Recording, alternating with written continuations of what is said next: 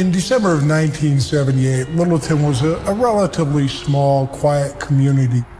It was a winter morning, would have been a skiff of snow on the ground, and people would have been getting up, going about their normal duties, maybe walking or driving through the neighborhood. The quiet suburb serves as a bedroom community for the nearby city of Denver. Families who live here enjoy a comfortable retreat from city life. Littleton's a city of about 40,000 people within the city limits. The area sits south of Denver, made up of really nice homes, not huge, but well manicured, lawns look good, a place you wouldn't mind living. In addition to a leisurely pace and low-key lifestyle, the citizens of Littleton enjoy a low crime rate. In 1978, Littleton had probably 2 murders, in Arapahoe County maybe 3 or 4. Relatively low crime area, very quiet neighborhoods. One of the families living in the quiet neighborhood is a family of 4. Robert Spangler and his wife Nancy, their son David, and their daughter Susan.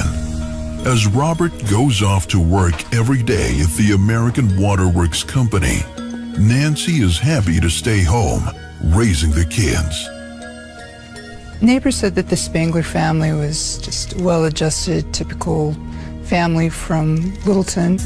The kids were 15 and 17. The boy was into guitars, and the girl was into her boyfriend. And I think Nancy was a stay-at-home mom who was working on a degree.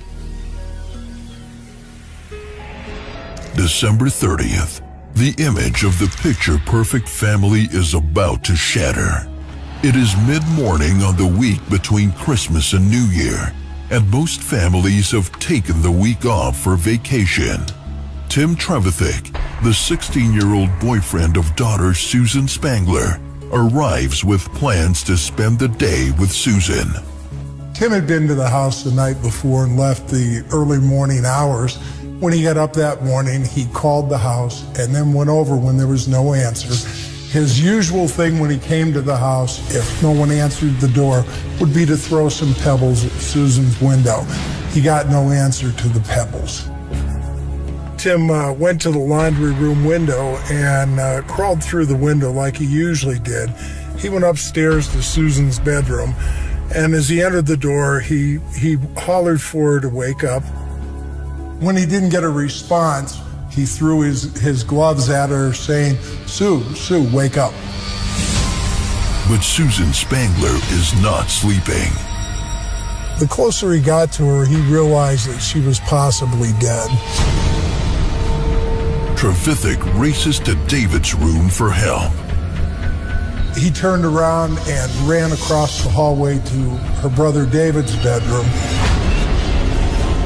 And he found David half in and half out of the bed, and there was blood on the floor around him. Susan's boyfriend calls the police in a panic. Authorities from the Arapahoe County Sheriff's Office arrive right away and secure the premises. What they discover is a crime scene so grisly, it defies all comprehension. Susan was shot and had a single gunshot wound to her chest, and it appeared to be she was shot from a distance and probably died fairly quickly. David, he also had suffered a single gunshot wound to his chest. It is not over yet. A third deeply disturbing scene waits for the police in the basement. It is the body of Nancy Spangler, also dead from a gunshot wound. Mrs. Spangler was found in the basement of the residence. She was found seated, slumped over to the right in front of a typewriter. The gun was found a short distance away. There was a typewriter on the table, and there was a note in the typewriter. Investigators read the letter. It appears to be a suicide note. The suicide note was like an explanation of what had happened. Nancy explained how she had found the gun by accident and didn't know why she never told him she had found the gun. She mentioned that she decided to do this, and they had argued about who would have the kids, and she stated, "I guess I will," in the note. The typewritten note is signed with a single handwritten letter, the letter N. It appears to police to be a double murder-suicide, but the investigators from the Arapahoe County Sheriff's Office are careful not to rule out any possibilities. One of the biggest mistakes you can make on a crime scene is jumping to conclusions without having all of the data, both that's available and that needs to be dug out. Crime scene investigators get to work photographing the 3 crime scenes, carefully collecting evidence, and taking prints from the typewriter and the apparent murder weapon, a .38 caliber Smith & Wesson. In photographing a crime scene, your first pictures are an overall picture, then narrowing in closer and closer and closer, showing all the detail of anything that might be in any way applicable to the situation you're investigating. She was slumped over, bullet wound to the head. The gun was a 2-inch revolver, positioned some 6 to 8 feet away from the victim, which is, while not unheard of, is rather unusual. Later in the afternoon, Robert Spangler arrives to discover his house is a full-blown crime scene, surrounded by police cars and yellow caution tape. Bob arrived home while officers were processing the scene in the late afternoon hours. When he was told what had happened in his home, he appeared shocked at what he was being told. A distraught Spangler confirms that the alleged murder weapon, the .38 Smith & Wesson, belongs to him, but that he was not at home at the time of the killings. As Spangler tells the police his story, a different picture of the family starts to emerge. They met young. They were both from Ames, Iowa. He was a football star. She was a beauty pageant contestant. And they were young sweethearts. They married young. Robert Spangler, according to people who knew him, said that he was a nice man. They thought he was charming, outgoing. You know, they said he was generally a good neighbor. They thought he was a good provider. It is a different picture from the apparent murder-suicide the police discover on December 30th. Nancy's parents and most of her family just never even considered this possible. She wasn't the type. She would never hurt herself or her children, and she was nervous around guns, so they didn't believe it. Police from the sheriff's office interview Robert Spangler. He admits he and Nancy have been having marital problems. They'd been separated for a while and actually had just recently reunited. He was having an affair with a woman he worked with in his office, Sharon Cooper, and it had caused some tension in the marriage. Spangler insists to police that although Nancy was distraught about his affair, he is as shocked as anyone about the apparent murder-suicide. Spangler cooperates fully with the police. He recounts his every step that day. Bob explained that he and Nancy got up that morning and they got into an argument. He left the house to cool off for about an hour and a half. Said that he drove around listening to the Bronco game on the radio and then later went to a movie that afternoon. To help with their investigation, Spangler agrees to take a polygraph test, but the results come back inconclusive. Our polygraph operator, he reported back after making an attempt at it, the Spangler was so uptight that any results coming from that polygraph machine would be meaningless. Finally, crime scene investigators check Spangler's body for any trace of evidentiary material. We're looking for signs that the person had handled a gun or had fired a gun or had touched a gun after it had been fired. It usually takes some time to get the results back, certainly not in the same day, perhaps not even in the same week. The gun residue swabs are sent to the Colorado Bureau of Investigation for full analysis. In the meantime, police conclude their interview with Robert Spangler, and he is free to go. But the Spangler residence is still a cordoned-off crime scene. I was asked to have Spangler stay at my house because it was obvious he could not stay at the crime scene. When we were at my house, I was surprised at how calm he's appeared to be, having lost family earlier in the same day. On January 3rd, the coroner rules the case a double murder-suicide. But soon, evidence will emerge that Robert Spangler knows more than he is letting on.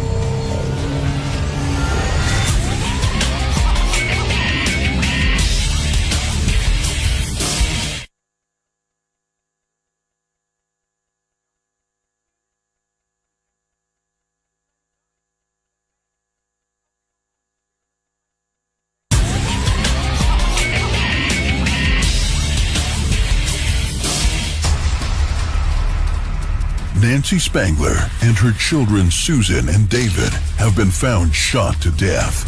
The crime has been ruled a double murder-suicide.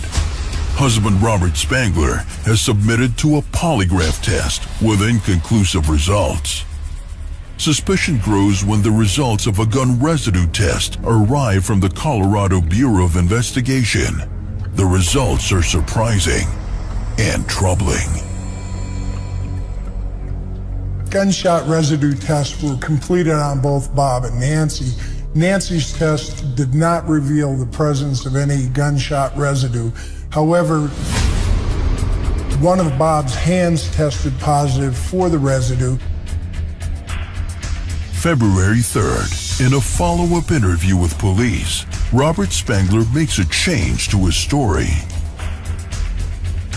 Later on, Bob had an explanation for the gunshot residue. He said that he actually did go into the house, went downstairs and found Nancy, and the gun was close by. He explained that he had picked it up, stepped back, making the statement, "Oh my God," and then dropped the gun onto the floor, turned around and left the residence. During the investigation, police had noted 2 sets of tire tracks in the freshly fallen snow on the day of the killings. The tracks match the tires on Spangler's car. This supports his new story about arriving at the crime scene and leaving again. Despite the official ruling, Nancy Stallman's family is convinced of Nancy's innocence.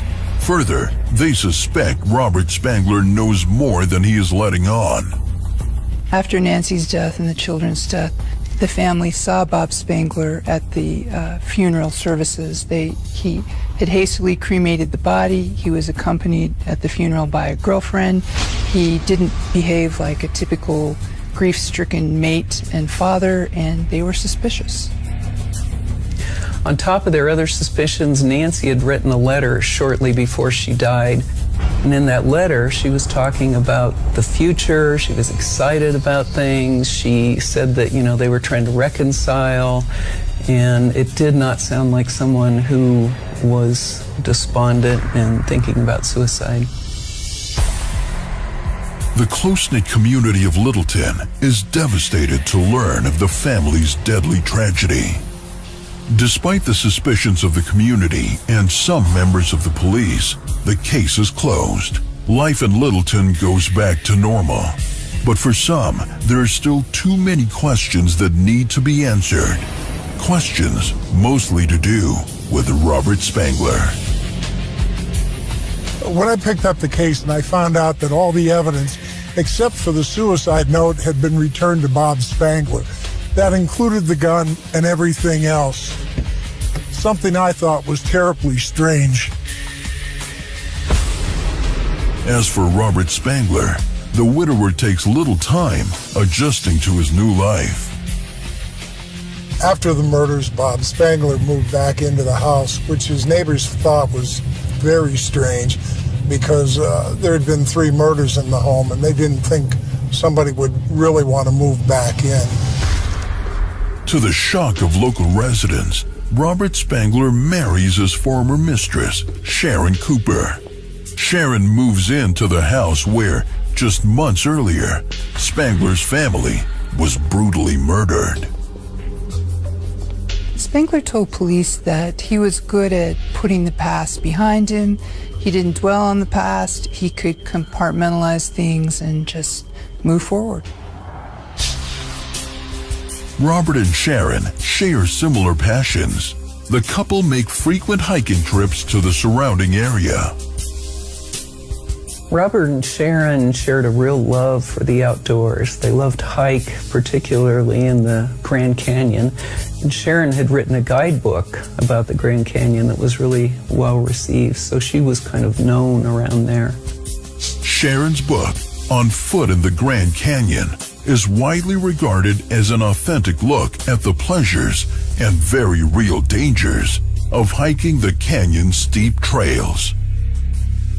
The Grand Canyon is a place that draws backpackers and hikers to have an outdoor experience. It is an incredible location. However, it is not to be taken lightly. The trails are precipitous. It's not like there's guardrails or safety nets or that sort of thing. The Grand Canyon Rangers rescue hundreds of people a year. And there are deaths that occur in the Grand Canyon. With a new wife and 3 dogs, it looks like domestic bliss. Robert Spangler described Sharon as the love of his life. She was his second wife, and he described that they had a unique relationship. And she was a bubbly, outgoing person, according to those who knew her, quite different than Bob's wife. But after a few years, trouble emerges once again in the married life of Robert Spangler. Shortly after Robert Spangler's father died, Sharon Spangler began a real emotional downturn. You can draw all kinds of inferences from her behavior as to what she was beginning to understand about Robert. All in all, it does appear that Mr. Spangler was not having very good luck with wives, or his wives were not having very good luck with him. In about 1986, the sheriff's office received a panicked phone call from Sharon Spangler. And when officers talked with her, she told them that her husband was out to get her. He was after her. And the authorities had to go out. They found her in a closet, panicked, and they had to take her to the hospital. Robert Spangler and Sharon Cooper get divorced. It is the second Spangler marriage to end in a shroud of mystery. Sharon Cooper moves out of the house and out of Littleton. The divorce takes a financial toll on Spangler as he is forced to go back to work in order to make monthly spousal payments, as well as payments of over $150,000 in stocks and bonds. At age 55, Robert Spangler is once again a single man. He wastes no time hunting for a new partner. Trading in on his charm and charisma, it will not take long. Robert Merlin Spangler was a very charming guy. He was very good with people. He was the kind of guy, immediately upon meeting him, you'd absolutely like him, and he could befriend you very quickly. That was part of his personality, absolutely. Spangler places a personals ad in the Denver Weekly. One of those to respond is a retired bookkeeper from nearby Evergreen, Colorado, named Donna Sundling. Donna was a really nice person. She'd do anything for anybody. She was a lot of fun to be around, and never a harsh word. She was just a great person. Donna and the newly divorced Robert Spangler begin a whirlwind courtship. By August of 1990, they are married, and Spangler convinces Donna to move with him to the small tourist town of Durango. But in a now familiar pattern, a shadow soon falls on the marriage, a potentially dangerous shadow.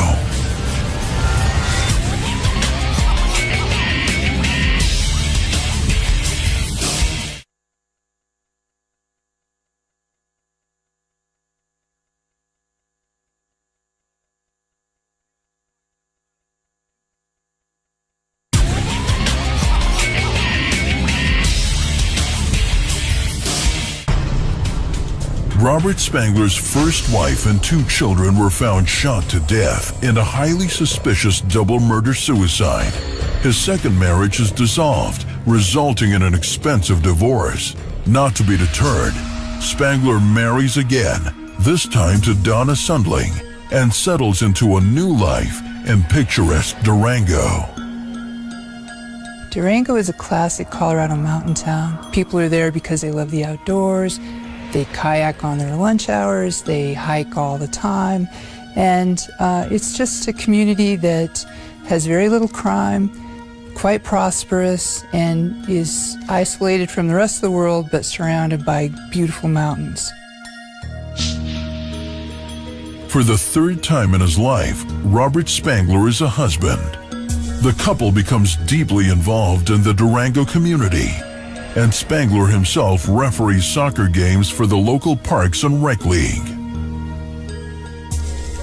Donna continues teaching aerobics at the Durango Sports Club, while Robert takes a job as a disc jockey at the local radio station. Spangler's on-air persona quickly establishes him as a local celebrity. Robert Spangler was a part-time country music radio DJ. He was popular, he had a chipper radio persona. He was well-liked and recognized wherever he went. He was always friendly and open. People liked him. But Robert Spangler keeps his personal life a carefully guarded secret. When asked about his previous family, Spangler offers different versions of how they died. Over time, Robert told a number of different stories about what had happened to his family. In one, he said that his son was on drugs and he'd gone berserk and killed the whole family.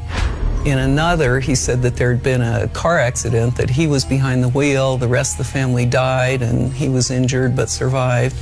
And then he did tell some people that his wife had gone berserk and killed the kids and then killed herself. To all appearances, Robert and Donna enjoy married life, being active and spending their free time outdoors. Spangler turns his love of hiking into a part-time job, giving guided hikes of the Grand Canyon for tourists. But Donna does not share her husband's enthusiasm for the canyon. Donna always had a fear of heights, buildings, driving in a car next to a steep cliff or something. It always disturbed her. And when they were hiking in the canyon, they always went down on the more gentle trails because there wasn't the big drop-off and the fear.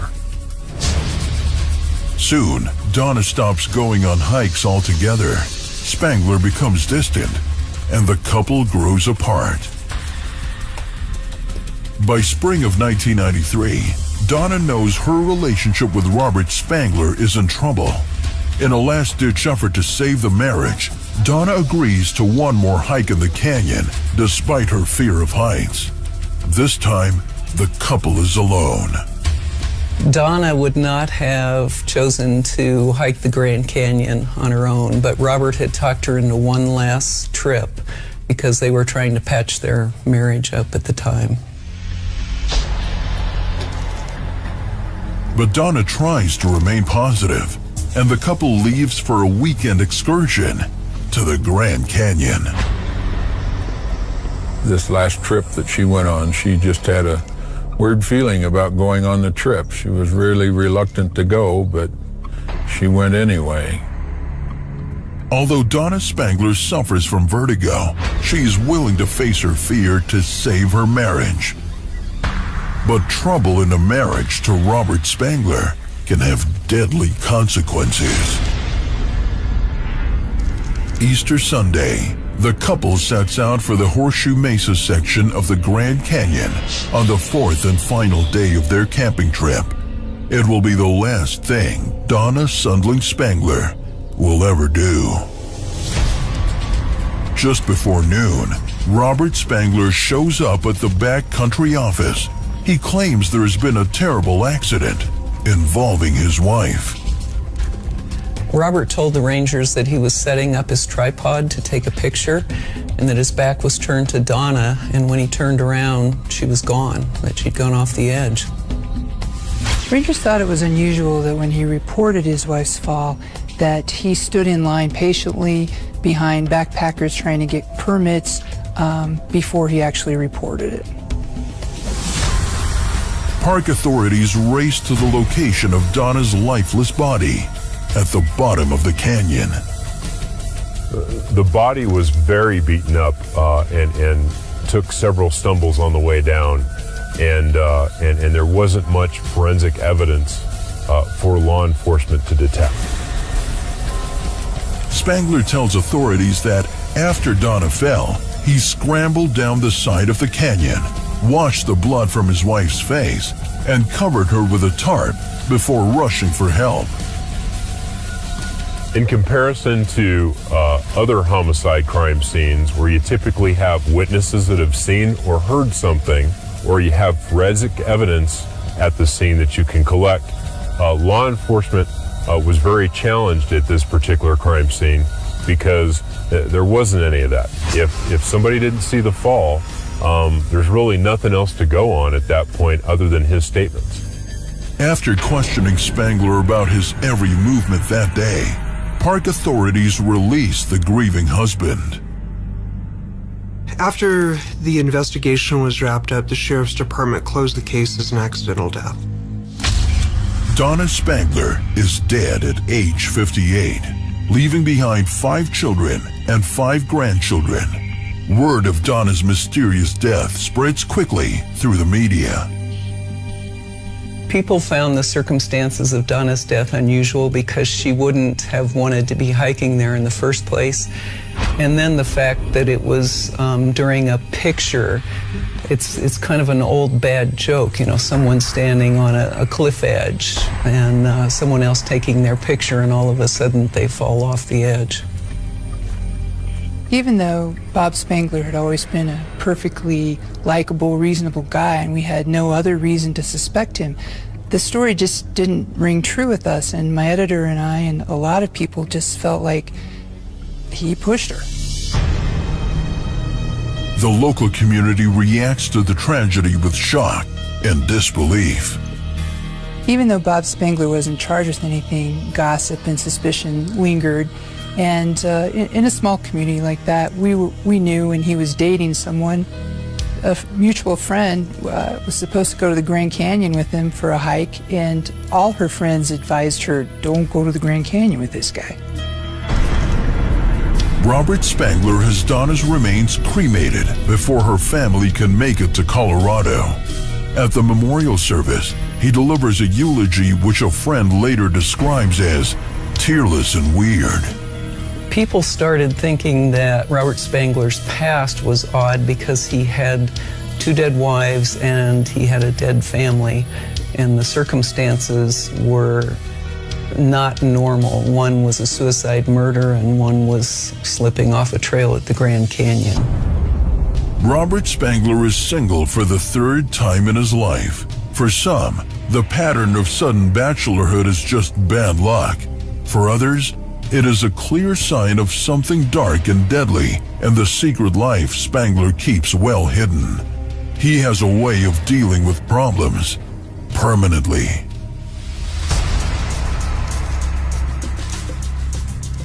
Robert Spangler receives a visit from his second wife, Sharon Cooper. The year after the Grand Canyon incident, Sharon Spangler, his second wife, was going through a tough time, and she actually moved back in with him in his Durango home. She rented a room from him. In a bizarre twist to an already remarkable story, Sharon Cooper's decision to reunite with ex-husband Robert Spangler will have tragic consequences and set off a chain of events that will lead authorities to solve the case of the mysterious widower and the gruesome parade of dead wives.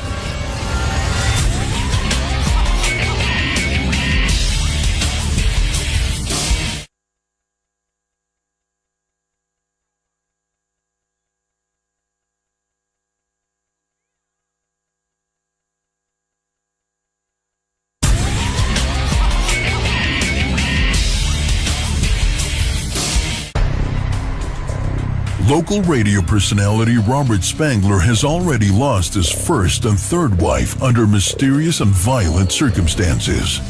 First wife Nancy Spangler allegedly shot their 2 children before turning the gun on herself.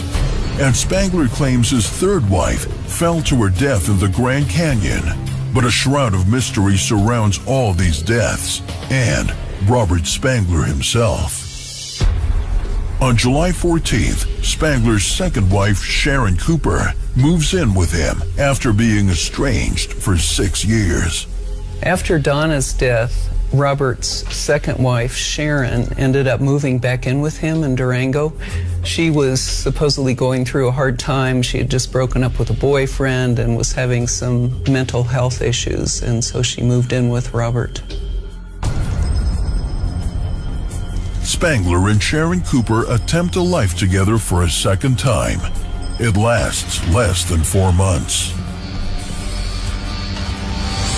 Spangler returns home to discover Sharon unconscious next to a suicide note. Spangler takes the unresponsive Sharon Cooper to the emergency room, but it is too late.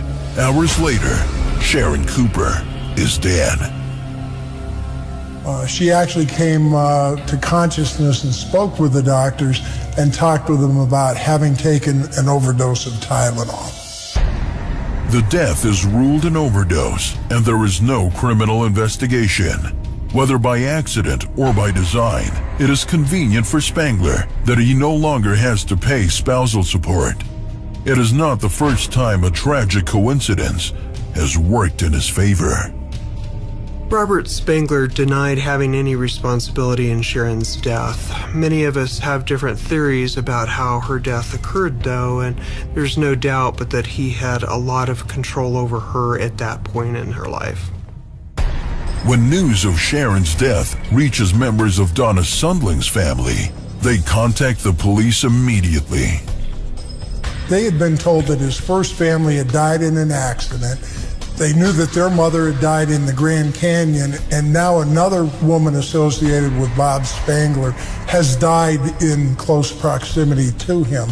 They began to wave flags, make calls to law enforcement, contacting agencies, and at that point, the Arapahoe County Sheriff's Office reopened the 1978 deaths of Bob's first family.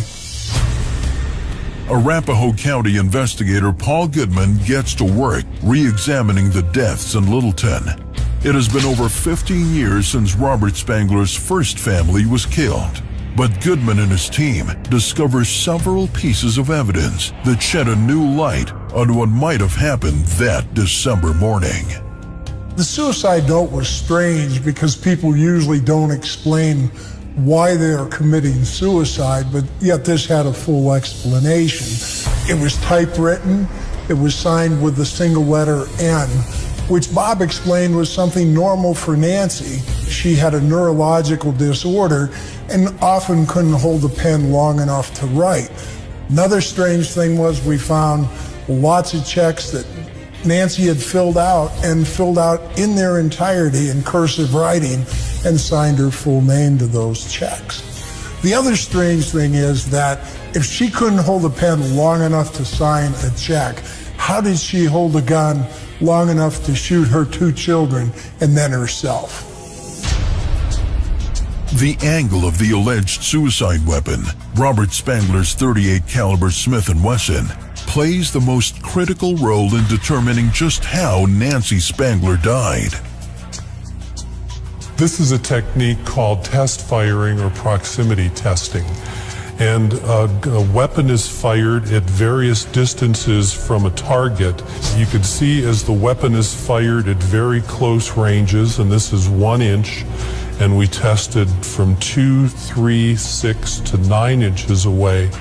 You can see as that distance increases, you get less soot deposited. We can take this data back and compare it with the entrance wound, and we can determine that when the weapon was fired, it was at least 6 inches from Nancy's head. Goodman enlists the help of Arapahoe County Coroner Dr. Michael Doberson. Together, they recreate the murder scene based on the autopsy report and crime scene photographs. We did come up with a study that was completed at that same period of time, and it involved 116 suicidal gunshot wounds, and most of them were to the temple area and into the mouth, and then a few into the back of the skull, into the brainstem area. And this is a highly unlikely place for a suicidal gunshot wound. What we typically see in self-inflicted wounds is a contact wound, and that's where the muzzle of the gun is in direct contact with the skin.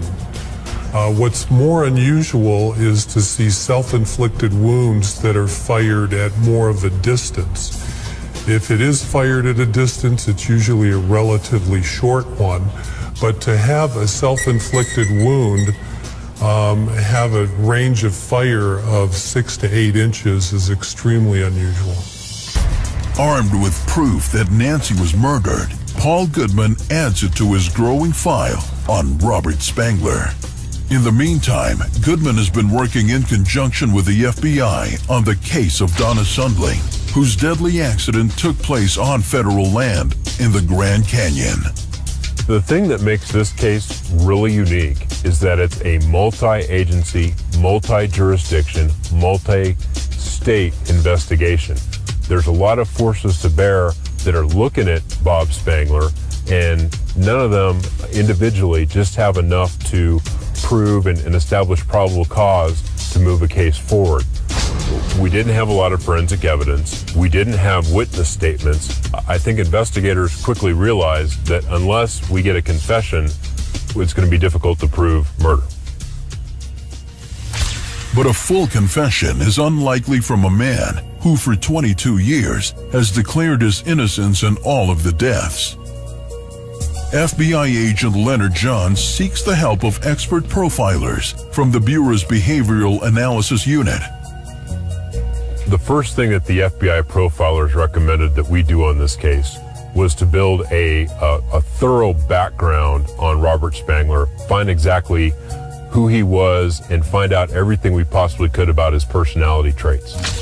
As we built more and more of a background on Bob Spangler, we quickly realized that he was very charismatic, he was very manipulative, he was very successful in everything that he did, and he usually got his way in just about everything in a personal and professional environment.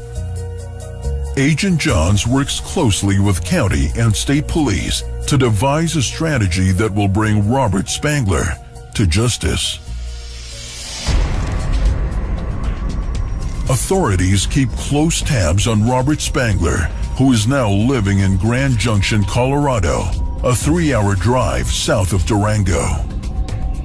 Grand Junction is the largest town on the western slope of Colorado. It's about 50,000 people, mainly working class people. And it's the kind of town where a lot of people know each other.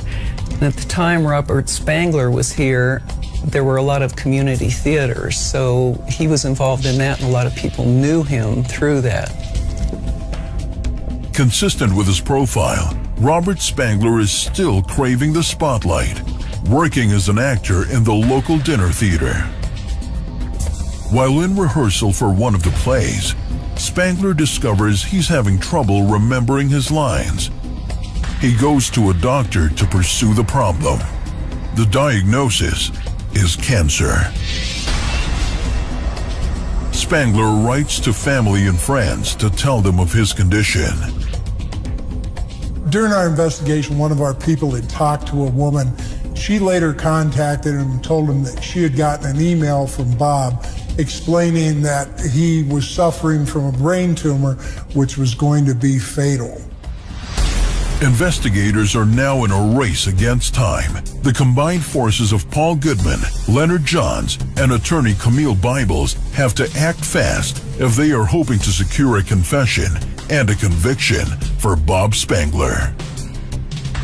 The authorities descend on Grand Junction. To the surprise of no one, Spangler has married again to 53-year-old Judith Hilty. The police have to act fast before Robert Spangler's bad luck with wives claims another victim.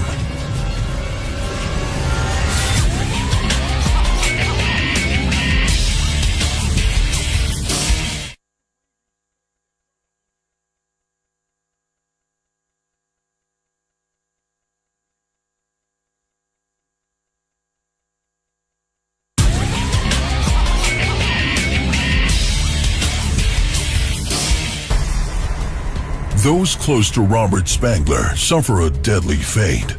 First wife Nancy was found dead of a gunshot wound, along with their 2 teenage children. Second wife Sharon is dead of a drug overdose. Third wife Donna falls to her death in the Grand Canyon while hiking with Spangler. The crack team of investigators joined forces to get a confession from the suspected wife killer. We were able to verify that Bob did have an inoperable brain tumor. At that point, the investigative team decided it was time to step things up, and we went to Grand Junction to interview Bob Spangler. Investigators Leonard Johns and Paul Goodman make contact with Spangler at his home and request an interview.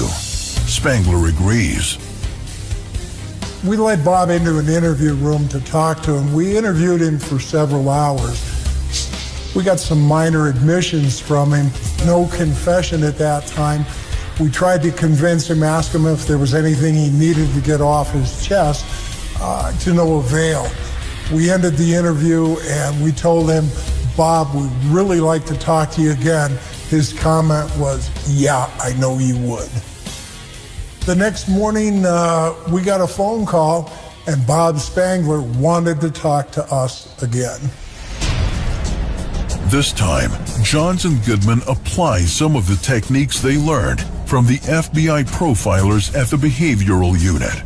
They start with Spangler's profile as an ego-driven, controlling narcissist who loves being the center of attention. One of the ways that we used that against him was to tell him that he was very important to us, that we could learn and study him, that the profilers wanted to do research on him, and that I was this young FBI agent that had worked some homicide cases before, but never dealt with somebody as prolific as him. And the fact that if he would just talk about the homicides, I could learn so much from him. He absolutely bought into that line of story. Another tactic the investigators employ is to stage the police office to exaggerate the size of the investigation.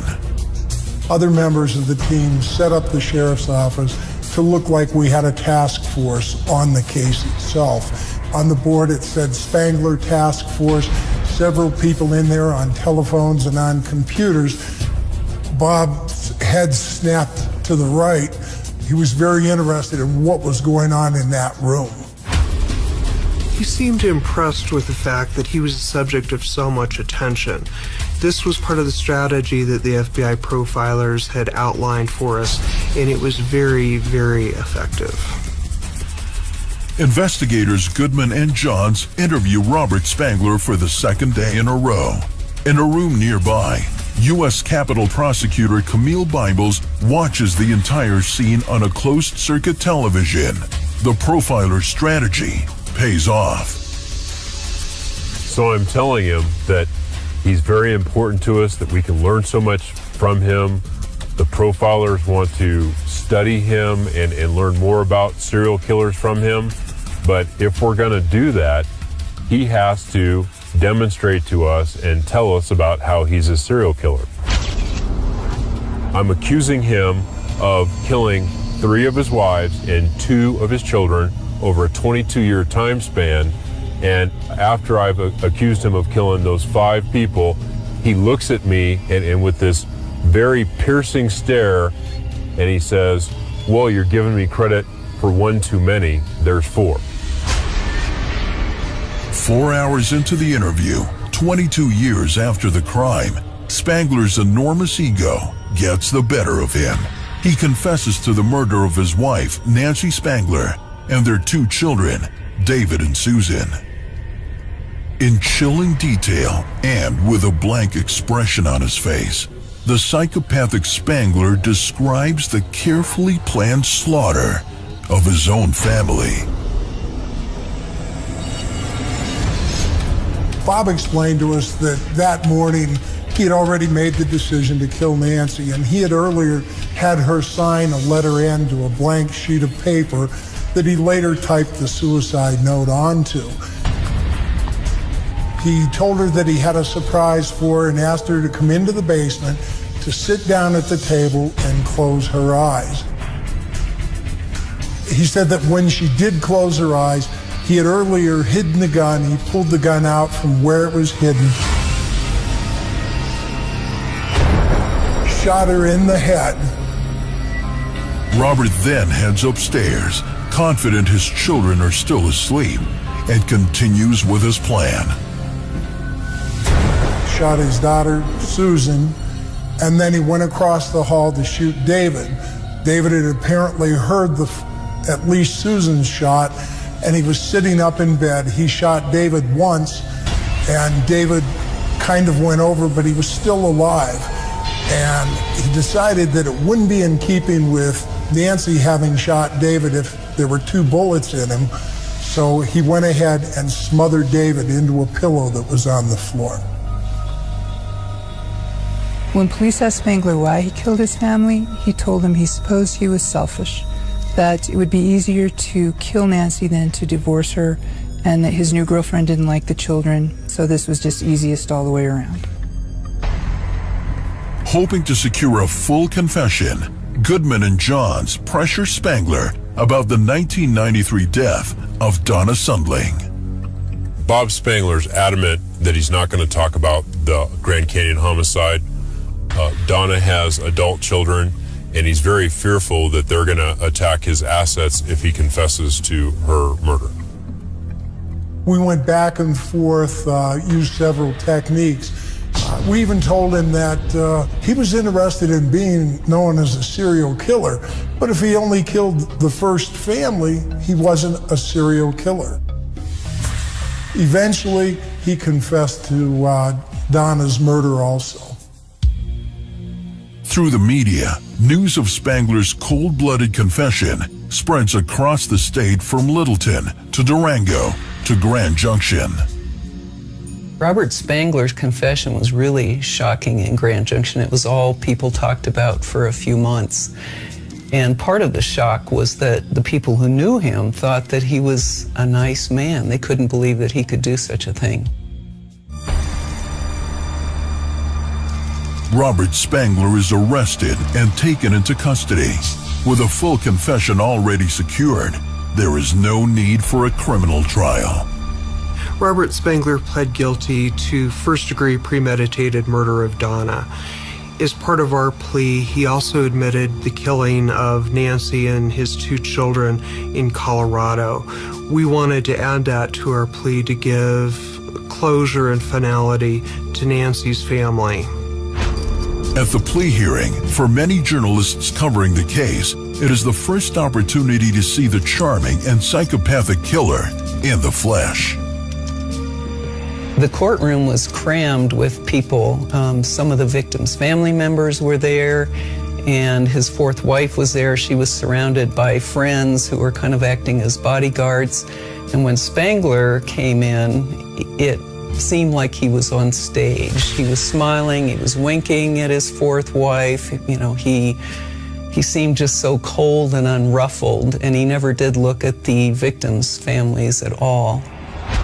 The sentence of life behind bars with no chance of parole is not the only life sentence for Robert Spangler. 9 months after his conviction, Robert Spangler dies in prison. But for the families and friends of the victims, the Spangler murders will leave a lasting, haunting impression. This crime is more heinous and cold-blooded than just about any crime I've ever covered. He killed his entire family, and then he left their family thinking for 22 years that their sister, daughter, whatever, had done this horrible thing and murdered her own children. And those people just lived with hell all that time. And that didn't seem to bother him. And then pushing the third wife off the cliff, you know, taking her up there and telling her that it was going to be a reconciliation. And it's just so cold-blooded.